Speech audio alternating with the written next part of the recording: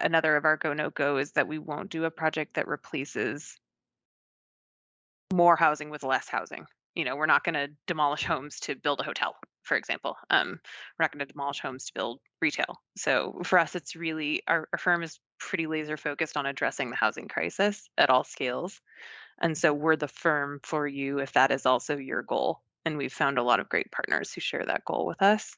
But it helps us because we are a small team really dig very deeply into the project types that we do work in, and we really are subject matter experts in that project type. And I think that's part of that higher value that Sarah mentioned that we bring. We're not a firm that does 10 different project types and affordable multifamily housing happens to be one of them and we do it okay. We do it excellently because it's one of the few project types that we actually do. And I think building on that, Kate, to go back to your question about growth and continuing to bring in new work, fortunately for us, but really unfortunately for the world, housing is in a major crisis, and there is a massive need for affordable housing everywhere. So there's opportunity for us to do a lot of great work there. And really anyone else working in affordable housing, we say it's going to take a lot of different hands working towards solving the solution. So we really don't feel like there's an issue with competition in this market. It's really about finding the right projects and the right partners where we're the right fit to serve them. And if not, finding other architecture, design and engineering teams to work to solve those problems. So there's plenty of work out there, just where we can serve the best with our particular team and focus. How big is the gap? How big is the gap today between the demand and the supply for the housing across the country? Enormous.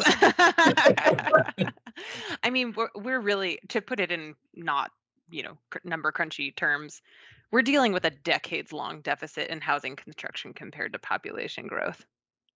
So Decades long. Decades. I mean, we've been underproducing housing for easily 40 years in this country. Let me pause you for a second.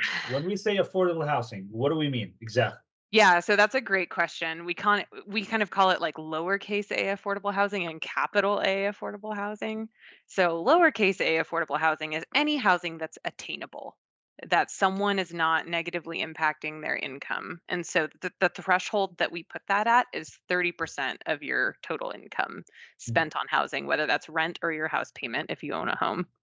And if you're spending that would vary from state to state, city to city, right? The 30% is flat, but the incomes vary from state to state. Yeah, based on the median income with it. Exactly. Yeah. Exactly. Wow. So if you're spending more than 30% on housing costs, you're what's considered rent burdened or cost burdened in terms of your housing. It doesn't matter if that spend is a mortgage or a rent. Correct. Yeah, you're cost burdened. If you're spending more than 50%, you're severely cost burdened. And there's a huge portion of the US population that's severely cost burdened in terms of housing cost. Wow. So across the board, every state? Every state. Yeah. There's no county in the country where minimum wage is enough to afford a 2-bedroom apartment without being cost burdened. Wow. 0 places in the United States. Wow. So, and what is the federal government doing about this? They're giving out lots and lots of money for affordable housing developments. And Sarah's right. That's where capital A affordable housing comes in to play, which is federal state funding dollars provided to nonprofit housing developers that they compete for to create subsidized affordable housing that is capped at a percentage of the resident's income. So they'll have an AMI, an area median income for a given region. Usually it's set by county, I think. And there'll be a number. That's the area median income. And the rents will be capped at different percentages of that. So extremely low income is 30%. So even whatever you make, your rent will be capped at 30% of that. The assumption of rent is based on 30% of that area median income. Then there's low income, which is like that 50 to 60 range. Correct me if I'm wrong, Sarah.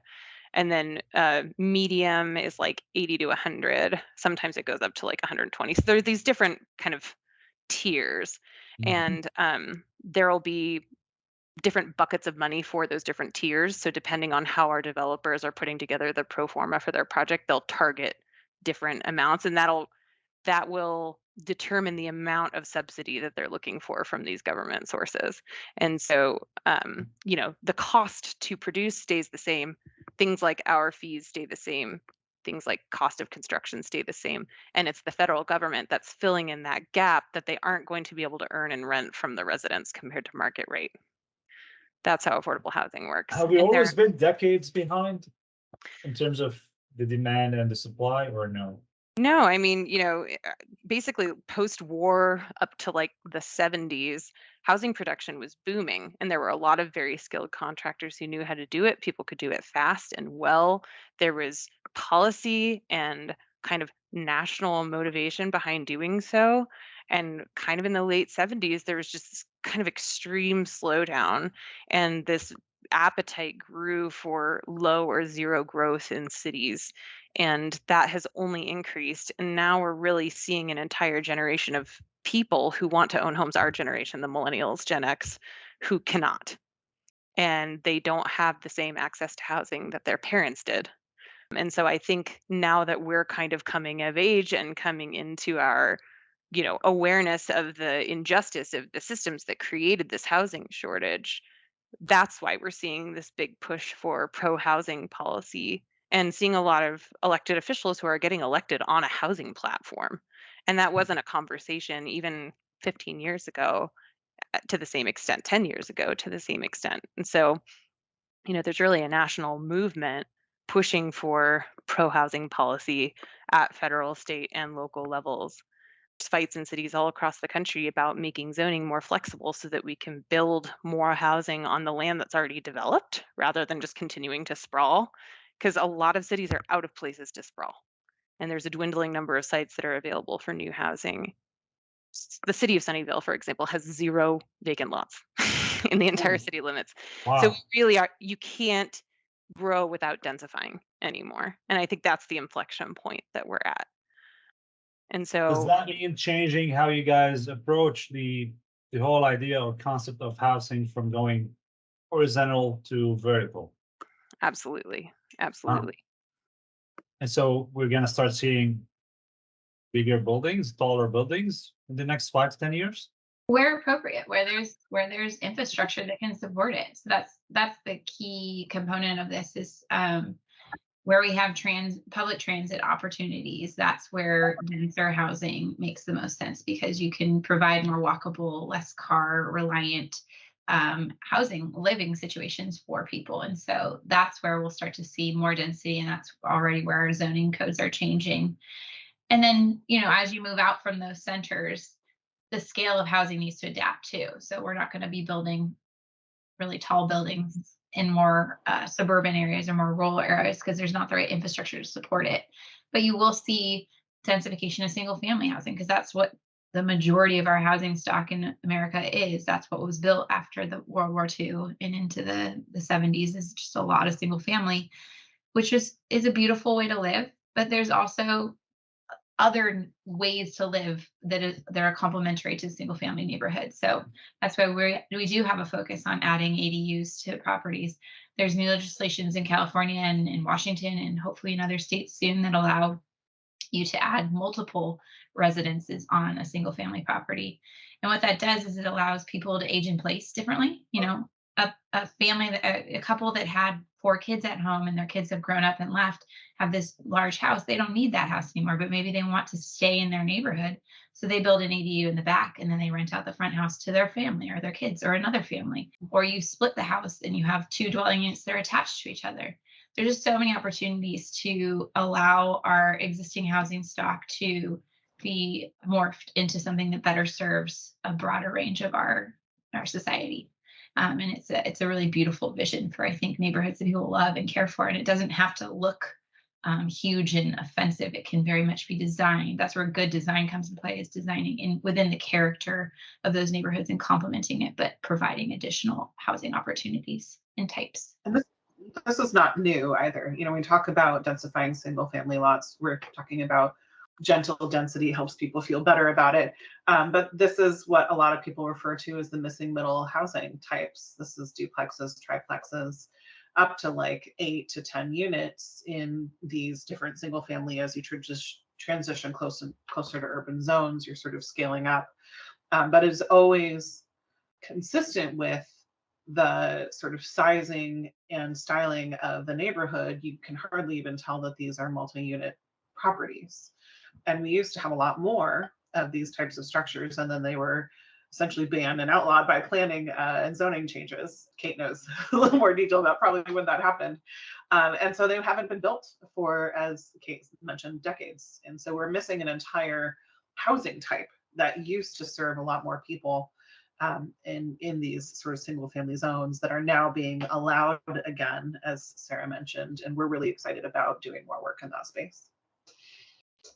Are some states more active than others in closing that gap, bridging it? Yes. Yeah. Like, can you name some? It's pretty interesting working, most of our work is here in California in the Bay Area, but we are actively growing our projects in Colorado and Washington State. California is by and large leading the charge. There's probably a handful of other East Coast states that are on par, but the amount of state legislation that's coming through in California, providing overlays on top of local government to allow for these alternate building typologies, housing typologies to be allowable again. There's a lot of dynamics between the state and local legislation, but I think we're quickly seeing local jurisdictions getting on board with this and realizing this is the only way to allow our communities to thrive and house a wide range of people. And so we're seeing that culture shift is happening right now. It's really exciting. There used to be a lot more not in my backyard conversations, and there's that shifting to a lot more, yeah, we need this. Conversely, Colorado is a little bit behind us. They're making great progress, but they don't have as many state legislations that have been passed to allow for these additional housing types. And so it's been interesting to learn more about working in Colorado and what the advocacy needs are and policy needs are there to unlock some of these other opportunities. Who owns these affordable housing developments or units that you bring up to the market? How do we ensure that they don't end up with the private sector again, and then we're back to the same monopoly? Yeah, that's what deed restriction is. So again, that capital A affordable housing that's receiving those government subsidies are what's called deed restricted, which means it's literally written into the deed of the project, of the land, that it must remain affordable at the set AMI levels for 55 years.